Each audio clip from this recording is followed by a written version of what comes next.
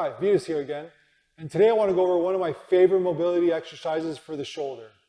Again, if you enjoyed this video, don't forget to like, subscribe, and comment. So, when it comes to a lot of daily activities as well as a lot of sports and different physical activities, a lot of them tend to require at least a decent amount of shoulder mobility. Especially kind of a lot of things that we do throughout our day are very focused in terms of in front of our bodies. So this drill will just kind of help you stretch out the shoulders and put them in a position that they might not necessarily spend a lot of the time in. So the drill I'm referring to is called shoulder dislocates. So essentially we're just going to try and take our shoulder through kind of like a full range of motion all the way around. So what you can do is you can start off with a band or some sort of cord.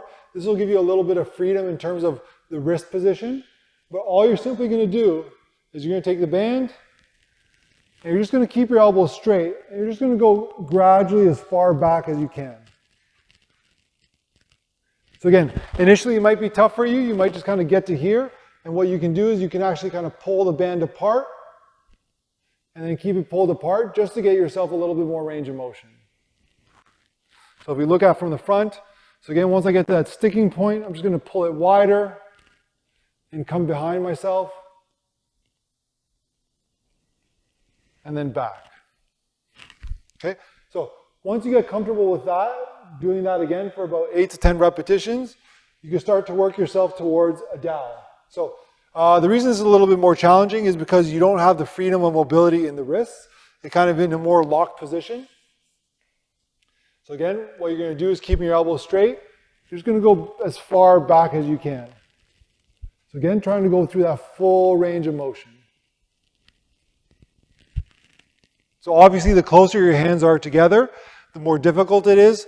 The wider your hands are, the easier it's going to be.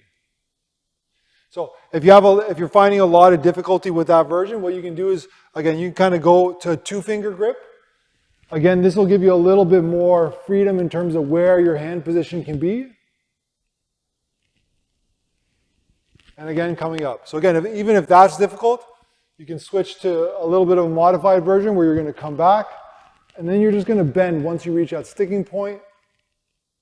And then again, coming up and over.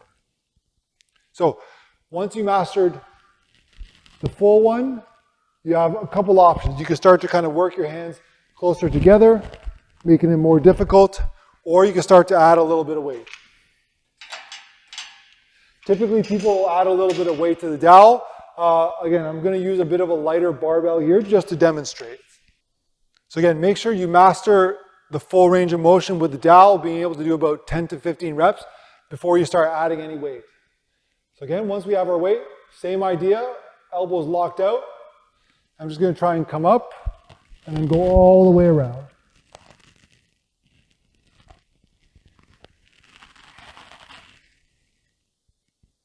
And again, one more time, coming up, all the way around.